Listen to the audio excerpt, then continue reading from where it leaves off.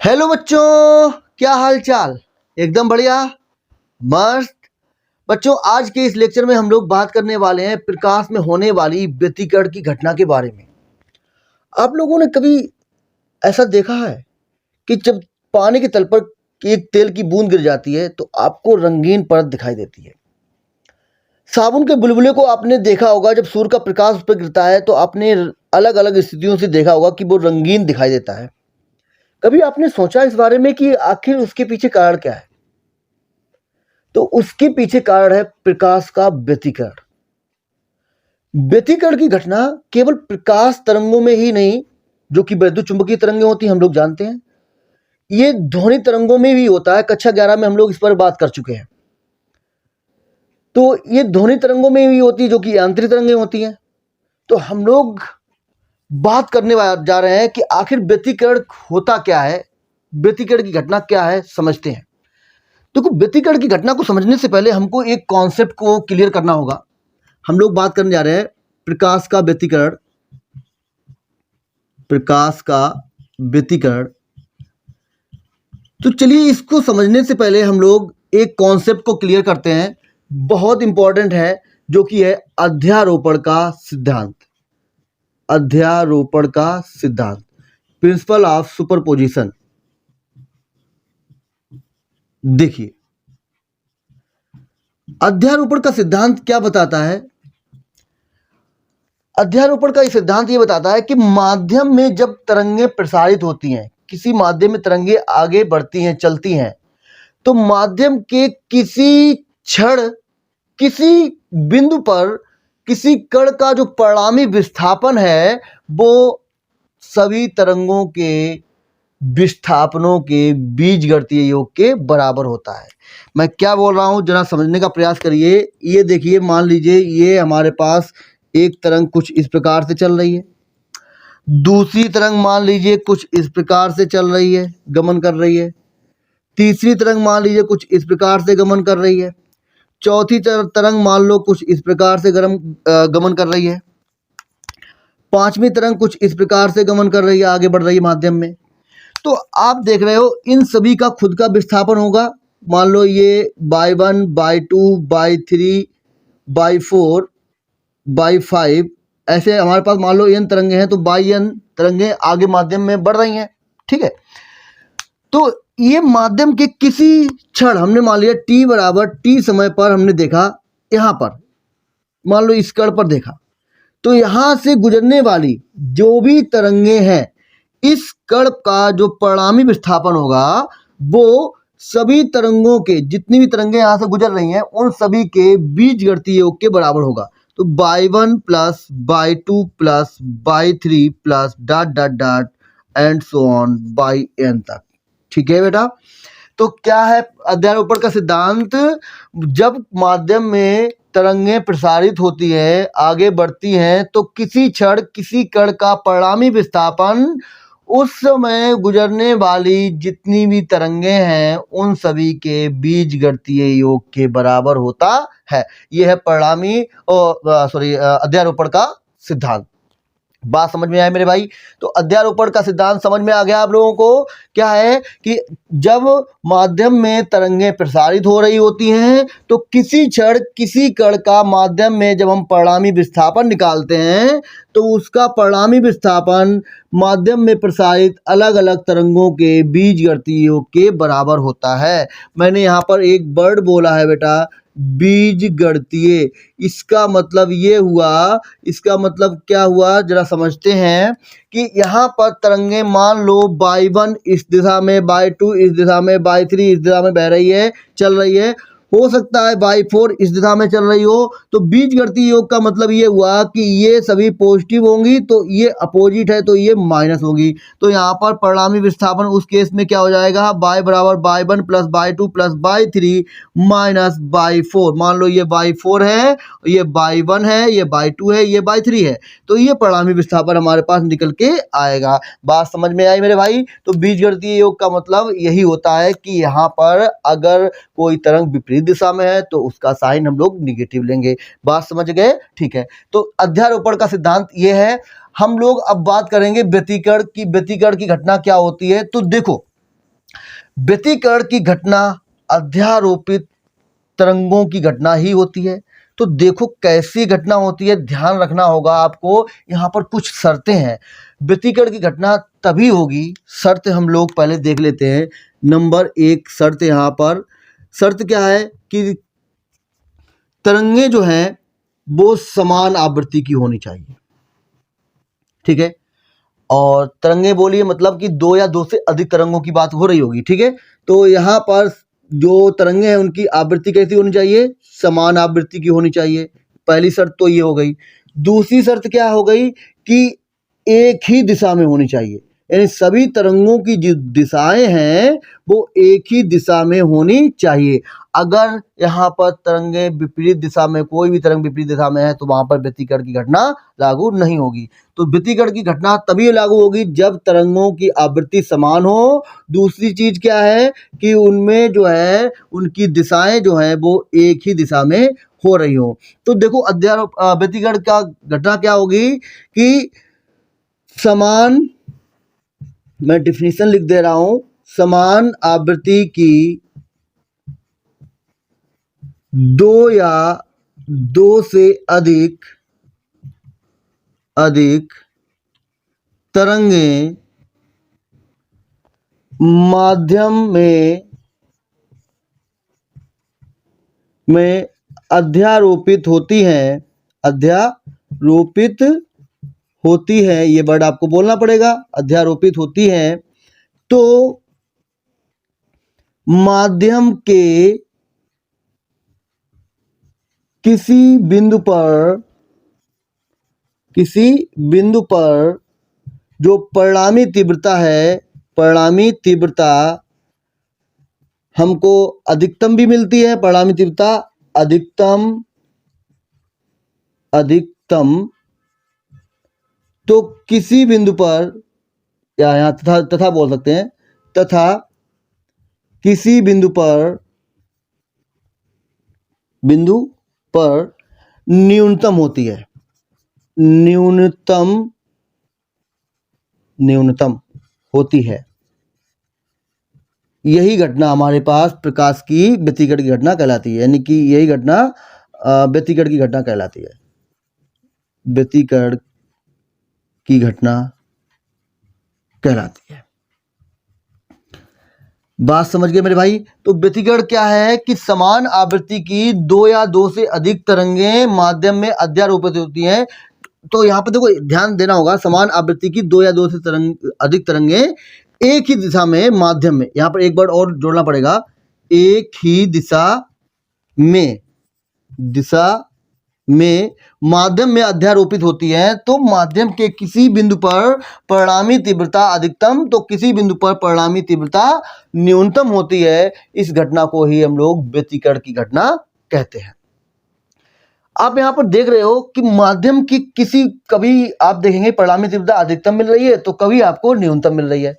तो इस प्रकार हम कह सकते हैं कि व्यतिकरण 2 प्रकार के होते हैं। तो देखो व्यतिकरण 2 प्रकार के होते हैं। पहला संपोषी व्यतिकरण और दूसरा विनाशी व्यतिकरण।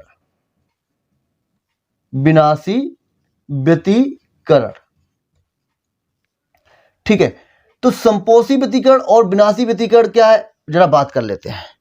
तो देखिए मैं इसको रफ कर रहा हूं, आप लोग स्क्रीनशॉट लेना चाहें तो ले सकते हैं। ठीक है, देखिए तो संपोषी व्यतिकरण क्या होता है, जब तरंगें अध्यारोपित होती हैं तो अध्यारोपण के पश्चात जिन बिंदुओं पर हमको व्यतिकरण अधिकतम मिलता है वहां पर हुए व्यतिकरण को हम लोग संपोषी व्यतिकरण कहते हैं। तो संपोषी व्यतिकरण क्या है, आइए जरा समझने का प्रयास करते हैं। संपोषी व्यतिकरण, देखिए संपोषी व्यतिकरण क्या होता है। देखो मान लो ये हमारे पास एक तरंग कुछ इस प्रकार से चल रही है और दूसरी तरंग यहां पर जो है कुछ इस प्रकार से चल रही है। तो आप देख पा रहे होंगे, क्या देख रहे हैं कि यहां पर ये तरंग मान लो इसका विस्थापन हमारे पास y1 है और ये विस्थापन y2 है। तो ये देखो, ये जो उठा हुआ भाग होता है इसे हम लोग जानते हैं सुरंग बोलते हैं। क्या बोलते हैं? सुरंग। और दबा हुआ जो भाग होता है उसे हम लोग गर्त यानी कि कोर बोलते हैं। ठीक है, तो यहाँ पर देखिए जरा ध्यान से, ये जब दोनों तरंगों के सुरंग एक साथ हैं, यहाँ पर दोनों तरंगों के गर्त एक साथ हैं, तो यहाँ पर आप देखेंगे कि ये हमारे पास एक चमकीला बिंदु मिलेगा, क्योंकि यहाँ पर आप देख रहे हो, यहाँ पर इसका ये y1 और ये y2 एक ही ऊपर और नीचे हैं, यानी कि एक साथ हैं, तो y1 प्लस y2 होगा। मेरी बात समझे हो कि नहीं? y1 प्लस y2 होगा यहाँ पर विस्थापन। तो यहाँ पर अगर इनकी परिणामी तीव्रता के लिए बात करेंगे तो परिणामी तीव्रता हमारे पास कितनी हो जाएगी? y1 plus i1 plus i2 इसकी परिणामी तीव्रता। तो यहाँ पर कैसी मिलेगी हमको? अधिकतम। तो जिन बिंदुओं पर, ठीक है, जिन बिंदुओं पर, जैसे यहाँ पर देख रहे हो, यहाँ देख रहे हो, यहाँ पर आप देख रहे हो कि हमें तीव्रता कैसी मिलेगी? अधिकतम। तो व्यतिकरण में जिन बिंदुओं पर परिणामी तीव्रता अधिकतम होती है उसे हम लोग बोलते हैं समपोषी व्यतिकरण। और समपोषी व्यतिकरण की जो परिणामी तीव्रता का जो फार्मूला होता है आई मैक्सिमम, वो होता है √I1 प्लस √I2 का होल स्क्वायर।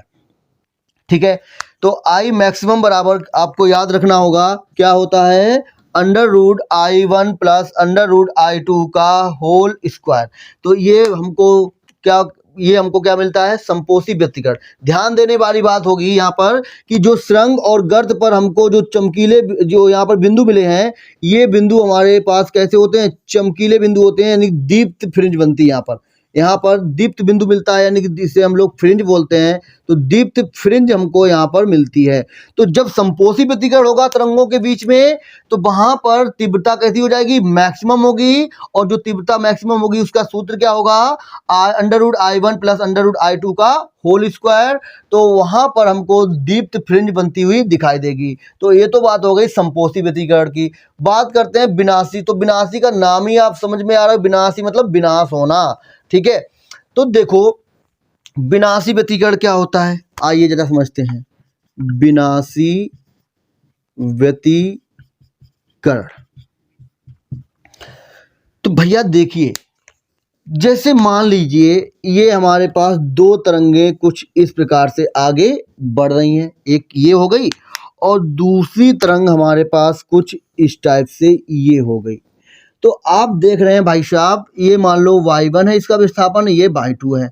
ठीक है, तो आप देख पा रहे होंगे यहाँ पर इस तरंग का ये इस तरंग का ये सुरंग है और इसका ये हमारे पास क्या हो गया? गर्त। तो जब एक तरंग का सुरंग और दूसरे का गर्त, पहली तरंग का सुरंग दूसरी तरंग का गर्त आमने सामने मिल गए, देखो आमने सामने मिल रहे हैं, आमने सामने मिल रहे हैं, तो यहाँ पर परिणामी तीव्रता आपको कैसी मिलेगी? न्यूनतम। क्योंकि यहाँ पर आप देखेंगे कि ये इसका विस्थापन यानी कुछ ना कुछ इसको नष्ट कर देगा, खा लेगा। ठीक है, तो यहाँ पर आप देखेंगे कि परिणामी जो तीव्रता होगी वो हमको न्यूनतम मिलेगी, यानी I मिनिमम मिलेगी। और उसका सूत्र होता है √I1 माइनस √I2 का होल स्क्वायर। तो यहाँ पर आप देखेंगे कि हमको जो तीव्रता मिल रही है वो कैसी मिल रही है? न्यूनतम मिल रही है। तो विनाशी व्यतिकरण क्या होगा? विनाशी व्यतिकरण वह होगा कि व्यतिकरण की घटना में जिन बिंदुओं पर हमको परिणामी तीव्रता न्यूनतम मिलती है उन बिंदुओं पर हुए व्यतिकरण को हम लोग विनाशी व्यतिकरण कहते हैं। और विनाशी व्यतिकरण का जो सूत्र निकलेगा I तीव्रता मिनिमम, यानी कि I मिनिमम बराबर √I1 माइनस √I2 का होल स्क्वायर। ठीक है, ये आपको याद रखना होगा बच्चों। यहाँ पर जरा ध्यान से देखो, ये जब सुरंग और गर्त मिल जाएंगे तो यहाँ पर डार्क बिंदु मिलता है, डार्क बिंदु मिलता है, इसलिए अंधेरा होता है, इसलिए हम इसको क्या बोलते हैं? अदीप्त। ठीक है, अदीप्त, अदीप्त मतलब जहाँ पर प्रकाश नहीं हो, तो अदीप्त फ्रिंज मिलती है यहाँ पर हमको। तो यहाँ पर जब ये विनाशी व्यतिकरण हो रहा होगा बच्चा, जहाँ पर दो तरंगों के बीच में विनाशी व्यतिकरण हो रहा होगा, वहां पर अदीप्त फ्रिंज बनकर हमको मिलेगी। और उस समय हमारे पास जो परिणामी तीव्रता होगी वो मिनिमम होगी। और वो मिनिमम कितनी होती है? √I1 माइनस √I2 का होल स्क्वायर। तो व्यतिकरण दो प्रकार के होते हैं, समपोषी व्यतिकरण और विनाशी व्यतिकरण। ठीक है, बात समझ में आई मेरे भाई? ओके, तो यहाँ पर आपको ध्यान देना होगा एक चीज मैं आपको बता रहा हूं कि व्यतिकरण की जो घटना है, ध्यान दीजिए मैं क्या बोल रहा हूं, व्यतिकरण की जो घटना है वो ऊर्जा संरक्षण के नियम के अनुकूल होती है। आपको ये बहुत इंपॉर्टेंट पॉइंट है। व्यतिकरण की घटना, व्यतिकरण की घटना, ठीक है, बोर्ड एग्जाम में पूछी जा सकती है और आपसे प्रूफ भी करवा सकते हैं। ऊर्जा संरक्षण के नियम के अनुकूल होती है, अनुकूल होती है, ठीक है। कह देंगे सिद्ध कीजिए या दिखाइए कि व्यतिकरण की घटना ऊर्जा संरक्षण के नियम के अनुकूल होती है। ये आपको बताना भी पड़ सकता है, सिद्ध करना भी पड़ सकता है। तो देखो हम लोग अभी करेंगे इसको। तो व्यतिकरण की घटना ऊर्जा संरक्षण के नियम के अनुकूल होती है। ऊर्जा संरक्षण का नियम क्या है? हम लोग जानते हैं कि ऊर्जा को ना ही हम लोग उत्पन्न कर सकते हैं और ना ही इसे हम लोग नष्ट कर सकते हैं, बस इसके रूप को हम लोग परिवर्तित कर देते हैं। तो जरा ध्यान से देखिए, जब यहाँ पर दो तरंगें माध्यम में आगे बढ़ती हैं तो उनके बीच व्यतिकरण होता है। तो व्यतिकरण होते हुए क्या होता है कि वो एक तरंग का जो है या दूसरी तरंग का एक दूसरे के जो ऊर्जा है वो पुनर्वितरण करती है। मतलब एक तरंग अपनी ऊर्जा दूसरी तरंग को, दूसरी तरंग अपनी ऊर्जा पहली तरंग को ऐसे दे देती हैं। तो यहाँ पर ऊर्जा का रूप बदल जाता है, एक तरंग से दूसरे रूप में पहुंच जाता है, लेकिन यहाँ पर ऊर्जा संरक्षित रहती है, ऊर्जा खत्म नहीं होती है, ठीक है। तो इसलिए अब इसको हम लोग प्रूव करेंगे। देखो कैसे, ये हम हटा दे रहे हैं। यहाँ पर ध्यान दीजिएगा, मैं इसको प्रूव करने वाला हूँ, ठीक है, कि व्यतिकरण की घटना में ऊर्जा संरक्षित रहती है। कैसे, देखो।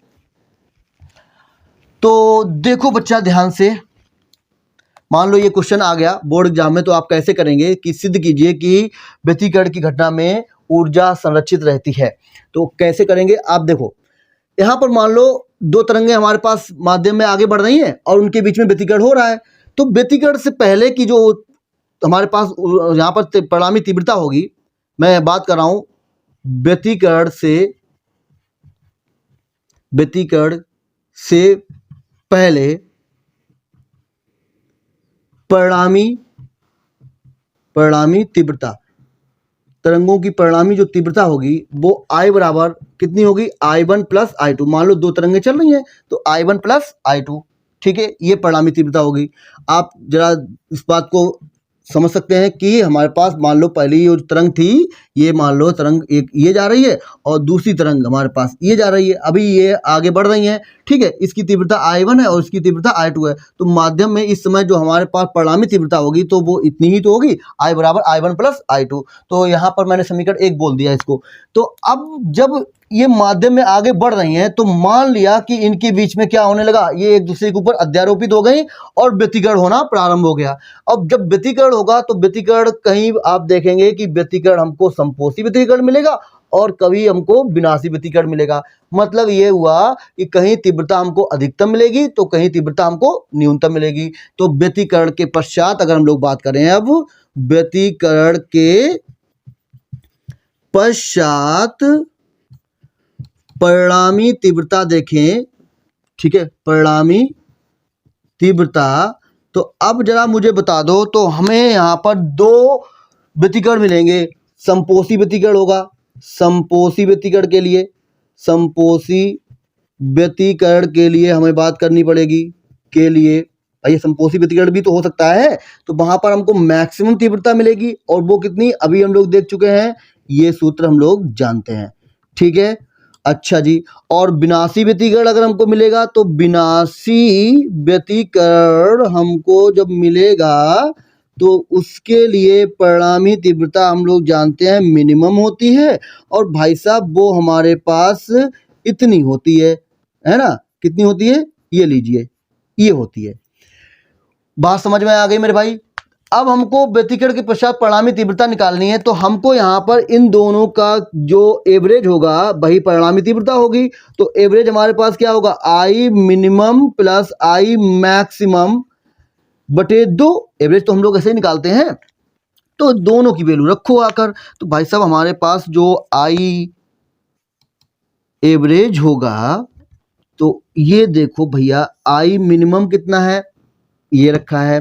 तो under root I1 plus, sorry minus है तो माइनस कर दो, माइनस अंडर रूट I2 का होल स्क्वायर बटे, एक मिनट, प्लस यहाँ पर आप देखिए ये कितना है, ये हम देख रहे हैं, ये है हमारे पास under root I1 plus under root I2 का होल स्क्वायर और बचे में 2। अब मैं इसको कर रहा हूँ यहाँ पर रफ और करते हैं यहाँ पर हम लोग इसको सॉल्व। अब जरा देखो भाई साहब मेरे, यहाँ पर आई एवरेज कितना निकला है हम लोगों के लिए। तो यहाँ पर इसका होल स्क्वायर जल्दी से खोलते हैं, तो ये मिलेगा हमको I1 plus I2 minus 2 under root I1 I2। ठीक है, समझ गए ना आप, समझ गए ना आप, ठीक है। और प्लस जब इसका खोलोगे तो I1 प्लस I2 प्लस का 2 अंडर रूट I1 I2 और बटे में कितना 2। ठीक है, ये हमारे पास आई एवरेज है। अब देखो जरा मेरे भाई, आप देख पा रहे होंगे ये क्वांटिटी इस क्वांटिटी से कट जाएगी, ये I1 और I1 मिलकर 2I1 होगा, I2 और I2 मिलकर 2I2 होगा, 2 मिल जाएगा कॉमन, तो I1 प्लस I2 बटे 2, इस 2 से 2 की कर देंगे हम लोग छुट्टी। तो आई एवरेज हमने देखा वो कितना आया, I1 प्लस I2। और आप देख रहे हैं कि ये व्यतिकरण के पश्चात परिणामी तीव्रता है, कितनी आई है, I1 प्लस I2। क्या आप देख पा रहे हैं व्यतिकरण से पहले जो परिणामी तीव्रता थी वो कितनी थी, I1 प्लस I2। तो व्यतिकरण से पहले जो तीव्रता थी वही व्यतिकरण के बाद भी तीव्रता है, यानी तरंगों में जो ऊर्जा है वो एक दूसरे पर स्थानांतरित तो होती है मगर ऊर्जा नष्ट नहीं होती है, अर्थात इससे प्रूव हो गया है कि ऊर्जा संरक्षित रहती है। तो ये था बेटा प्रकाश के व्यतिकरण की घटना के बारे में हम लोगों ने जाना। अब हम लोग यहाँ पर बात करेंगे नेक्स्ट वीडियो में, बहुत ही इंपॉर्टेंट है क्योंकि इस चैप्टर से मैं आपको बता चुका हूं कि 100%, चाहे बोर्ड आपका कोई भी हो, भारत में कोई भी बोर्ड हो, अगर तरंग प्रकाश की है तो तरंग प्रकाश की में इस चैप्टर से व्यतिकरण से 110% बोर्ड एग्जाम में कोई ना कोई क्वेश्चन जरूर आता है, लिख कर ले लो। और मैं आपको बता दूं वो क्वेश्चन कौन सा है, यंग का द्विक रेखा छिद्र प्रयोग 100% आता है। ठीक है, तो हम लोग कल यानी कि नेक्स्ट वीडियो में, हो सकता है आज ही हो जाए, कोई दिक्कत वाली बात नहीं है, तो नेक्स्ट वीडियो में हम लोग बात करेंगे क्या, यंग के द्विक रेखा छिद्र प्रयोग, बहुत ही इंपॉर्टेंट है। ओके, तब तक के लिए आप लोग पढ़ते रहिए, मस्त रहिए। ओके, जय हिंद, जय भारत, वंदे मातरम।